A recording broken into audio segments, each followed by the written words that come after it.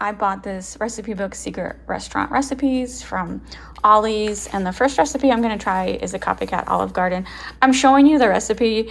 Normally, like I've mentioned before, when I buy cookbooks, I don't like to share the exact recipe because you really should buy their book. But this recipe is all over the internet. It's a Copycat Olive Garden. I still think you should buy the book because there's lots of really interesting recipes in it. I'm not sponsored. I paid money for this, but you can find this recipe very easily on the internet. Pasta fagiolo from Olive Garden. So it's kind of like, originally I was going to make goulash, and because my husband has never had goulash before, and this is kind of like the Italian version of goulash in my opinion. And so I'm like, I'm going to try this instead. So it's October. I want to do a bunch of soups. This recipe has a lot of ingredients. It's definitely not cheap to make. So we got a pound of ground beef, onion, garlic, carrots, cannellini beans. This is the first time I've ever cooked with these. Red kidney beans, I happen to have that. Tomato sauce, I had that. Diced tomato, I had to buy. Carrots, I already had. Apple cider vinegar, I already had. The one thing I am going to deviate from the recipe is I am using elbow macaroni. For the recipe, they use cannellini. Oh, I'm sorry, wrong one. Where does it? Okay. Ditalini pasta, which is just like these little loops. It's kind of like elbow macaroni cut in threes. And it was expensive at the grocery store, and I want to use what I have. So that's the only deviation from the recipe. Salt, sugar, basil. I dry my own basil, oregano, and thyme. So you know the drill. First you're going to do is cook your beef, and then you cook down your onion, carrots, and celery, and then it looks like you add the rest of the ingredients. So I'm going to get started cooking up my ground beef. Just as a side note, I have not ate at the Olive Garden in years. Not really my favorite restaurant. Never actually had this soup before, but I'm trying new soups this month of October for Souptober. It looks good. To me, it looks just like like I mentioned before, an Italian version of goulash. My Americanized goulash recipe did not look impressive to my husband, but he did say he was willing to try this. So this is what we're gonna try. As I'm heating up my pan to cook my beef, I'm gonna chop up onion, carrot, celery. I need 1 cup of each. I just added a tablespoon of oil, and then the carrots, onion, and celery, and it's gonna cook in this pot for 5 minutes. This is what I'm gonna cook the soup in. The recipe calls to like a Dutch oven. I don't have a Dutch oven. This is how I'm cooking it. I browned my meat already, and I guess they cooked everything in one Dutch oven. I'm using 2 separate dishes. So this is gonna cook for 5 minutes, and then I'm gonna add 3 cloves of garlic and cook that for another minute, and then I add the meat and all the other ingredients into this big pot. All right, I got all the ingredients. I got the beef broth ready, lids off, these drained, and now I'm gonna add everything else into the pot. All right, I take that back. I add everything, but so the beans and the pasta are not added until the last 10 minutes. So that's not ready to be added.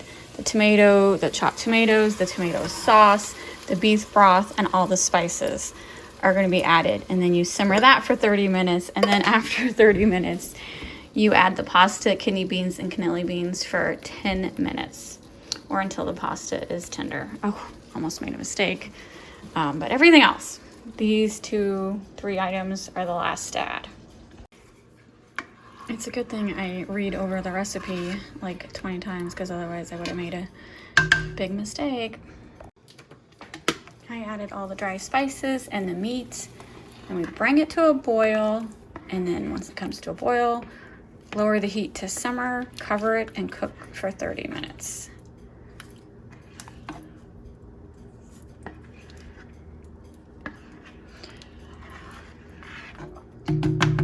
So for my dried basil, I don't crush it up until right before I'm going to use it because it lasts longer. So I just crushed it up in a little bowl and measured out what did it need, 1 1/2 teaspoon. And then there was a little left that I didn't use, so I just put it back in the jar. So I'm just going to put the beans in the fridge for 30 minutes since I already opened the can. What I did do is I rinsed these beans off with water. I don't know about you, but whenever I open red kidney beans, I always rinse them with water because the liquid in it to me seems kind of slimy. And this bean too, it kind of seems slimy, and so I just rinsed it off with water. I don't know if anyone else does it, but me, I always rinse them off with water. It's been 30 minutes. I just added the beans. Now I'm adding the pasta, And we turn up the heat to medium and cook this for 10 minutes or until the pasta is tender. It smells really good. Do I cover it the last 10 minutes? Yeah, I'm not gonna cover it for the last 10 minutes. Let's turn up the heat. All right, the soup is done. With everything, cutting everything up, it took about an hour to do this recipe, so it's definitely not an easy recipe. Made a lot. It says it's 8 servings.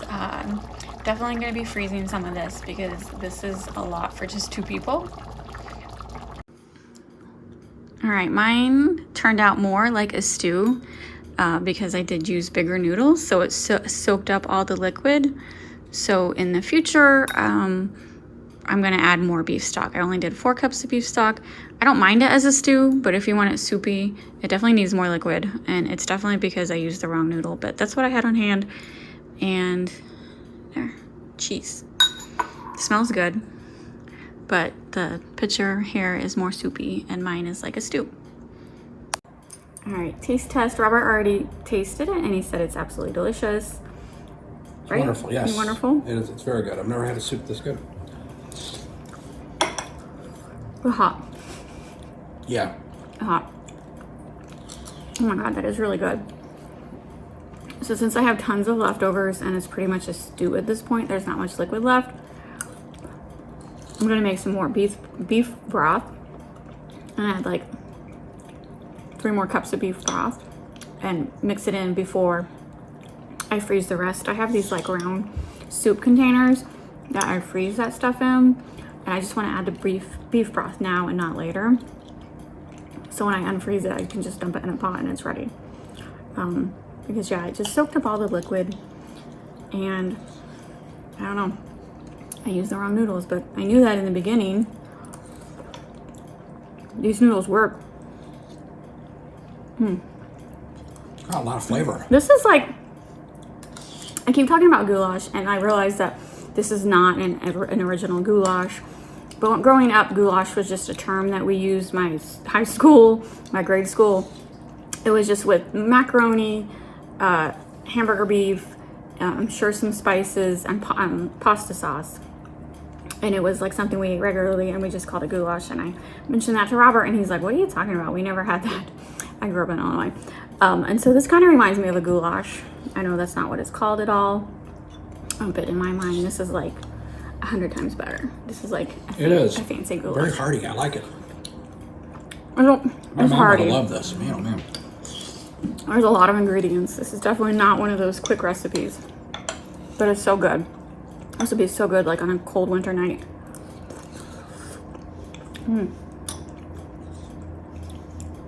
We got like, I know we have enough for like 2 more dinners that I'll freeze for next month. But yeah, I would do this recipe again.